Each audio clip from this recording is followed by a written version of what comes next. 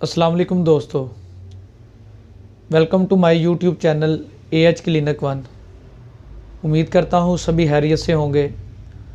आज का जो हमारा टॉपिक है ये भी एक सेक्सुअली ट्रांसमिटेड डिजीज़ के हवाले से है।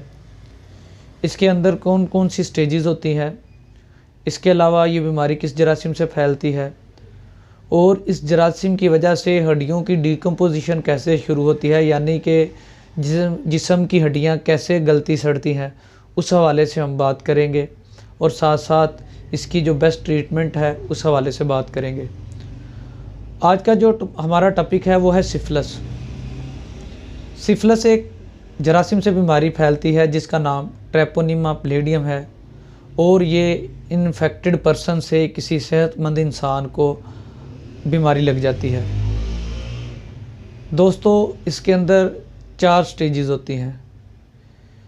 पहली स्टेज के अंदर जिस्म के ऊपर छोटा सा छाला बनता है और ये छाला आहिस्ता आहिस्ता अल्सरेटिव स्किन की सूरत हाल तैयार कर जाता है। इस छाले के अंदर किसी किस्म की दर्द, किसी किस्म की खारिश नहीं पाई जाती और इसको हम शंकर कहते हैं।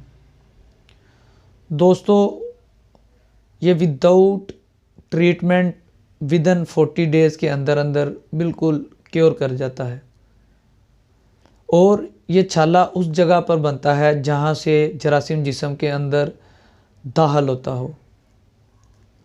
इसके बाद इसकी दूसरी स्टेज आती है जो 4 से लेके 10 हफ्तों पर मुहित होती है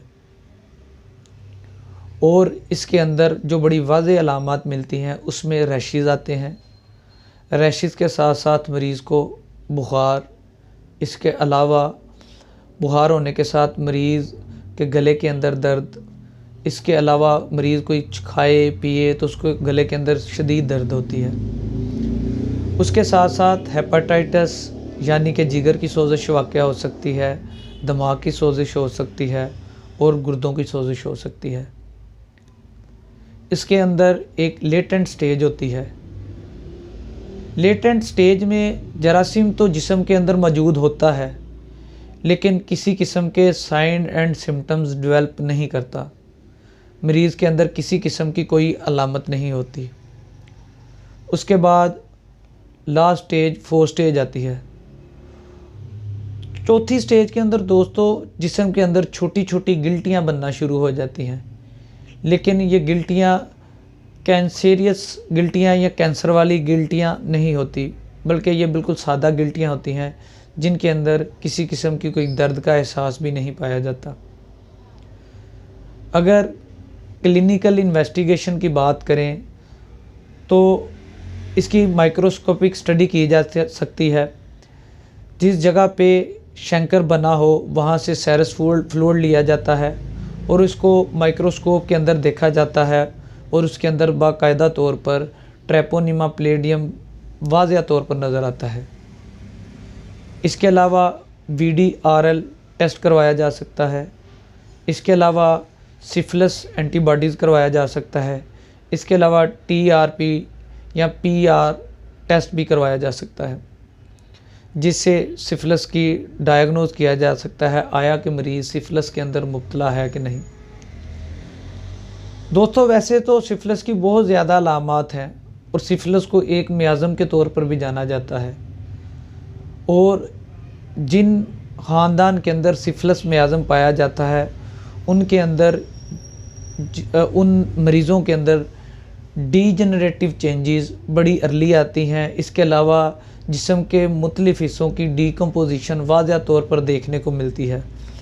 बाज़ दफ़ा हमें मरीज़ आके बताते हैं कि डॉक्टर साहब नाक की हड्डी गल सड़ गई है, जिस्म की कोई हड्डी, कोई शुगर भी नहीं थी तो फिर भी गल सड़ गई है, तो उन मरीज़ों के अंदर सिफिलिस मियाज़म पाया जाता है।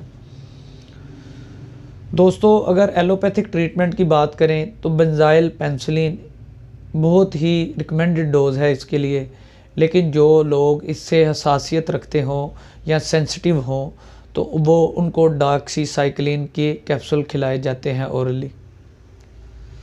इसके अलावा अगर होम्योपैथिक ट्रीटमेंट की बात करें तो उसमें मर्कसाल, सफलीनियम ये टॉप की रेमेडीज़ हैं जिनमें बहुत अच्छे हमें सिफिलिस के केस क्योर करने में मदद मिलती है। अगर प्रिवेंशन की बात करें तो दोस्तों, जो लोग इस मर्ज़ के अंदर मुब्तला हों या उनके जो जिस्म पे ज़ख़म अल्सरेटिव स्किन होती है, उससे कांटेक्ट अगर किया जाए, सेक्सुअली कांटेक्ट किया जाए इन्फेक्टेड पर्सन से, तो ये बीमारी लाहक हो जाती है। हमारी डिस्क्रिप्शन बॉक्स में हमारा व्हाट्सएप नंबर दिया होता है। अगर आप कोई मशवरा देना चाहते हैं या किसी बीमारी के हवाले से कोई इन्फॉर्मेशन लेना चाहते हैं तो ज़रूर व्हाट्सएप मैसेज कीजिए। तब के लिए अगली वीडियो में मुलाकात होगी, तब के लिए इजाज़त दीजिए। अल्लाह हाफ़िज़।